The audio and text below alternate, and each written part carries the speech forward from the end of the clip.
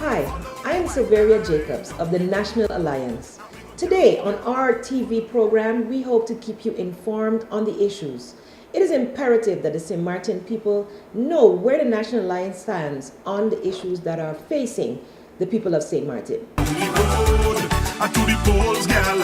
Follow the alliance down the road, and we go vote, girl. Follow the white line. On our program, we bring you the views of Member of Parliament, Mr. George Pontiflet, who will give you what he has been thinking about and what the National Alliance stands for as it pertains to labor issues. Something that is happening as of recent, I've been getting many calls as it regards to persons who have gone to the census office in order to have their passports renewed. They're being told that they have to get their birth certificate and have it sent to their country of origin in order for it to be authenticated before they can renew the passports. And of course, it refers to persons who have been naturalized. The problem is this. Many of these persons who have called me, they're facing this situation where they have been here for the last 15 and 20 years and renewing the passport 3 and 4 times. And I'm asking the question, and government has to answer this question for sure, what law is government using in order to request these persons to have their birth certificate authenticated once more? Because fact is, when you're applying for your Dutch nationality, the first thing you do, you must present your birth certificate. You have to have it authenticated also before it's accepted. So is it that government has lost this documentation? What is going on? So we need clarity from government, especially those that are in charge, and in this case it falls under the Ministry of General Affairs, as to what is the actual law as it regards renewal of passports for persons who already presented their birth certificates to the government. Another issue which I find that is causing a lot of problem right now, and we as persons of St. Martin who are representing the people of St. Martin, we are confronted on a daily basis with persons who are having what you call labor issues. And unfortunately, in one of these cases, again, we have where Flamingo is playing a major role, where there are many employees who are complaining because of the fact they've been working there 10 and 15 years. They're being told it is time to go. In other words, they want them to leave. They're telling them to quit because why? They want to outsource that department. And I'm saying that it is time that this is looked into, especially with regards to the Minister of Labor. We can remember the Pelican case, how that went down. And while talking about the Pelican case, I think you can remember recently when Member of Parliament Jules James blamed the National Alliance and said that we are the ones who told them to go to courts. But the fact is, what the member forgot is that it was because of him. He wanted them to go home without 1 cent, and therefore they had no other choice but to take legal recourse. I was extremely surprised that this member of Parliament, especially the one who caused all this problem, dared to bring up the issue of the Pelican case. But again, of course, time will tell how his outcome will be. Finally, I think right now in St. Martin, people are realizing that what is taking place with this present government, if you look at the trend that is taking place right now, there are what you will call uproars and problems in every area. The healthcare situation, the teacher situation, you see exactly what is taking place. And I'm saying to the people of St. Martin, this is a sign that this government, contrary to what the former Minister of Economic Affairs, Mr. Franklin Myers, said, they're not for the people. All the issues, if you look at the bridge, was it for the people? I was taking a young man to town, up the head of town about 2 days ago. And he told me that he was asked by a parent to attend the Congress or the convention at the Celebration Palace. And he said, he's not saying that he wouldn't go the next time, but he said at this present time he could not go, and I asked him why. He said, look, they spent $100 million on the causeway. I think he meant 100 million guilders because it's $5 million or more. He said, and this is his own words, I'm just quoting him, he said the white man built it, somebody got 10%, and we got nothing. There's a young man, 22 years old. So I'm happy to see that the young people are not being fooled by pretty green watches, but they're thinking for themselves, because it is important that whatever happens in St. Martin, that they also benefit. Member of Parliament, Mr. Louis Laveis, was also at our press conference, and he had this to say about how the air and noise pollution at GEBE is affecting the residents of the K-Bay area. One of the issues that the National Alliance wants to ask government and GEBE to take into consideration. And myself and the leader, William Marlin, has spoken about this some time ago, but in particular, it has to do with the residents of KB. And I want to first of all thank GEBE, its staff, management, for the relief brought to the senior citizens, which in our view is by now overdue. The National Alliance will now again lead on behalf of the citizens of KB, Kolbe, a request to GEBE to now invest in limiting, reducing, and for all intent and purpose, eliminating the air and noise pollution caused by the engines of GEBE. In particular, for those residents who live in close proximity and, in some cases, right in the mouth of GEBE. For more than 4 decades, perhaps 5, not only have the noise of GEBE engines been a source of constant annoyance to the residents of KB, but the air pollution has and is causing serious health issues for the people of KB in particular, more than anyone else. And so, what the National Alliance is hereby proposing that part of the savings, because of the no longer subsidy given to Sabre and Statia, that part of that be used or invested to bring the much long overdue relief to the residents of KB by GEBE, as I mentioned, in investing along the line of limiting, reducing, and ultimately eliminating for as much as possible the air and noise pollution caused by GEBE, which the people of KB have endured for almost, as I said, 5 decades and counting. Not only does the National Alliance believe that our request on behalf of the people of KB, Kolbe, is a reasonable request, but we also believe that our request is a responsible request. And we believe that GEBE and government owes at least this to the residents of KB, Kolbe. In further news concerning GEBE, our leader, Member of Parliament, Mr. William Marlin, expounded on ways that we could save the citizens of St. Martin, not just the senior citizens. Though this is a wonderful initiative, we feel that more citizens on St. Martin should be able to feel relief from the GEBE bills. I did not read the entire agreement as to exactly what it entailed, but I'm happy that finally a decision is taken to move forward on what has been lingering for some time now, the issue of relief to senior citizens.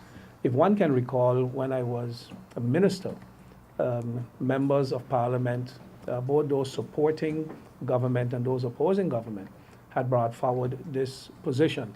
And I explained to them that I think there was a motion even at the time, and I said, rather than following the motion to the letter in terms of give relief to all senior citizens, I said at the time that my discussion with the management of GBE was more in line with bringing relief to a certain category of consumers. And when I say a certain category of consumers, I explained also with examples that if we do it across the board, and I used names at the time, I included myself, who would be already a pensioner. I included Minister Roland Duncan, who is a pensioner. I included persons like Richard Gibson, who is a pensioner. All of those persons would benefit from the relief while they do not necessarily would need it. Yes, everybody can do with lower electricity bills, but if we are going to select an amount of relief to pass on to consumers, if we just blindly focus on the senior citizens or the pensioners 60 and up, then we would be leaving out a chunk of the community that really needs it. So yes, many or most of the seniors need it and or qualify for it, but there are also younger persons in our society, 40, 50-year-olds. There are 50-year-olds who are unemployed, who cannot get work, can hardly feed their family, let alone pay their electricity bills. So my proposal at the time was that if we give relief, redistribute the tariff system, that the smaller the consumer, the lower the tariff, you would then capture the people who need the relief. And it is not punishing the big consumer or rewarding the small consumer, but generally the people with a higher electricity bill are those, let's say, that have an air conditioner. And if you can afford to run an air conditioner, 90% of the times you would be able to afford your electricity bill. So yes, we are happy that, and I see somebody here shaking no, but they're far from being a senior citizen at this point in time. But as I say, everybody would love to have relief, but if you're honestly, fairly going to redistribute a certain amount of cash flow, that GBE might have to say, well, we're going to pass it on to, and I would say rather than just picking one group in terms of their age, yes, seniors deserve it, but we should also look at bringing relief to other persons in the community who need it most. I understood that it is not yet fully worked out. I think I heard things like the senior citizen should be living alone, the senior citizen should not have an extra income. So by the time you go through that, you're going to weed out so many senior citizens or so many pensioners that very few will be left, and you would then only be targeting, for instance, the seniors that live in the apartments at the Red Cross apartments in Belvedere, and you might be targeting the seniors that living, let's say, at Hope Estate. But generally, our community, our society, our culture have had it that oftentimes seniors either live with children, sometimes have a grandchild living with them, have another relative living with them. Sometimes seniors take somebody in to share the home with them. So by time social affairs or whatever department would have to screen every senior citizen on the island, the relief may not kick in until 2 or 3 years from now, or you would have a constant changing, just like with the so-called understand, the social aid, where you would have to apply every year, because your circumstance would change every year. Probably you are living with a family member now, or probably you are living not with a family member now, and if somebody moves in, then under the criteria, you would lose the benefit that you would be getting from this. So it is a good start that we have an agreement to provide relief, but it is only good when it's totally worked out and we can really see and measure the amount of persons who will ultimately benefit from it. But if it is a temporary relief that is not yet regulated, because they don't know yet exactly which citizens would be included, they don't know yet, and they don't know yet, it stands to show exactly what it is. A political statement just before elections. An issue that I never commented on before, but if you can recall, several weeks ago, if not 2 months ago or so, groundbreaking was done. I think it was early, and it was in January, I think it was. Groundbreaking was done by the Minister of Housing, Minister Maurice Lake, in Belvedere for the construction of some senior homes or some other project. I would challenge any one of you to take a drive down to where the groundbreaking ceremonies were held, and where is the construction? Groundbreaking is when construction is about to start. There is no construction taking place. Road, to the polls, girl. Follow the alliance down the road. And we go vote, girl. Follow the white line down the road. Another issue of great concern to the National Alliance is the increase of the SZV premiums and its effect on the families, many families, right here on St. Martin. Member of Parliament Louis Laveis had this to say about this topic.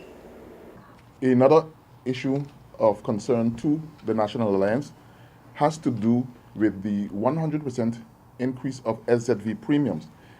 The people of St. Martin, most of the people of St. Martin, or a lot of people in St. Martin, are already living at or bordering on the poverty line. This increase is having a devastating effect on a lot of people on St. Martin, and they are finding it hard, real hard, to meet the challenges of paying all the necessary expenses that life naturally, for you to live, you need to pay your GEBE bills, for example, you need to buy food, you need to feed your children, and those things are having serious, devastating effects on the already low-income persons of St. Martin, in particular those who live on minimum wage. And you must take into consideration that government has not done its share to ensure that many employers are complying with meeting the standards of the minimum wage as we know today. Some people are going home with even less than what is constituted by government as a minimum wage. And this is sad. But in addition, why did I bring that point up?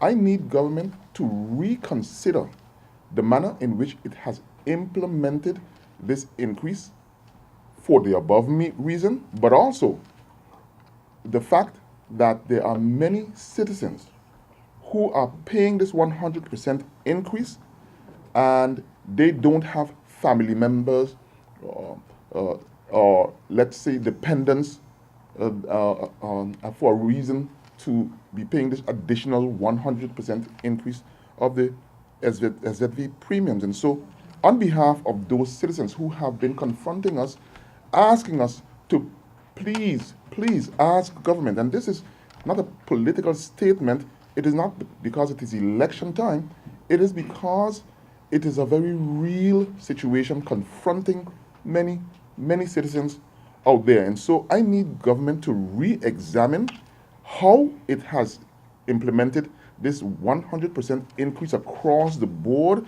because it affects not just those who have dependents, but those who don't have dependents. And I think that that is unfair, and the National Alliance hereby is asking government to re-examine and to refund if necessary, to eliminate for those persons who don't have dependents. But what the National Alliance more so is asking government to do is to reconsider the entire implementation and perhaps reversing and looking for an alternative to bring the much needed relief to the people of St. Martin, because they are having it hard, real hard. And this measure is a real draconian measure, especially, as I mentioned, on those low-income families, low-income mothers, fathers, brothers, and sisters. And so I hope that government takes this into consideration and reconsider this issue. It has to do with persons who are being taken out of the civil register. I received a call about 10 p.m. at night from someone living in the U.S. And they said that they received correspondence through somebody else via email stating that persons who are living in the U.S., they will not be able to vote, and St. Martin will be written out. So my question to government is, and I'm sure there's a law in place, again, I always tell folks, when you hear something, make sure it is established by law, not based on hearsay. because if this is what is happening, then is there discrimination taking place? Because you have persons who live on the French side, persons who live in Anguilla, other islands around. So is government saying that these persons too will be taken off to the civil registrar? We know that it's election time, and very often I think they might feel that most of our supporters are from abroad, and it is also a strategy being used in order to prevent us from winning this election. So government has to provide to us, the people of St. Martin, first of all to Parliament, the laws that says exactly who and why persons are being taken out of the civil registrar in order, as they say, to clean it up. So that's my question right to the government. And of course, I will put it in black and white in accordance with Article 63 to make sure that the question is answered. It is commonly known that there are persons who are living abroad, surrounding islands, as far back in Europe, there are people. We have encountered people who have been residing now in South Africa. There are people who are residing in France. There are people who are residing in Curacao. There are people in St. Kitts, Anguilla, Dominica, who are registered in the St. Martin Census Office, and therefore, by extension, are included in the voting register. Now, what Mr. Plantiflet is saying is, it appears as if government is targeting only persons who are residing in the U.S. And the question he is then publicly posing to government, which he says he will follow up in writing with, is, government, how are you, in essence, executing the policy or the law that only persons residing on St. Martin need to be taken up in the residence registrar, and by extension then the voting registrar? There have been discussions in the past to establish two things: the census registration, so you live here, and the voting register. Because what you have, students who have traditionally been going to the U.S. remain registered in St. Martin and therefore are part of the voting population. The students, however, who go to the United States, or who go to Holland, or who move to Curacao or Aruba for studies, they're not, let's say, living there, they're studying there. In the case of my children, their bedroom is still intact. They come home twice, sometimes 3 times a year when there's a break or when there's a vacation, but they cannot vote. And if they stay there for 5, 6, or 7 years, they're denied that voting right in their country, while others who are living on surrounding islands hop over, catch the plane, catch the boat, come vote, and go back.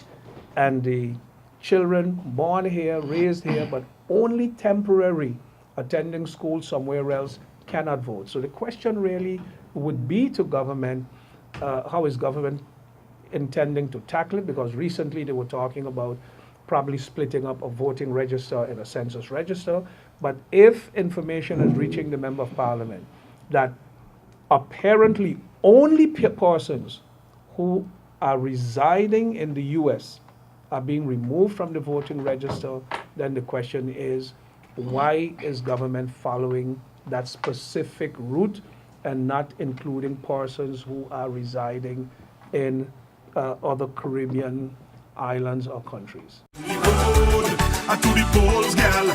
Follow the alliance. Down the road. We come to the end of this program today. I'd like to give you some wonderful information. Many of you have been asking, and the National Alliance will be hosting its Congress on April 13th upcoming. That is Sunday, April 13th, so save the date for the National Alliance Congress. You'll be getting more information on this in our subsequent programs as well as other media. I'd like to remind you that we want to hear from you, so send us your questions and comments at feelfreetoaskna@gmail.com. That is one word, feelfreetoaskna@gmail.com. Send us your questions and we will do our best to give you the answers. I'm Silveria Jacobs and we are the National Alliance, putting St. Martin first. Follow the white line. Down the road. To the polls, girl.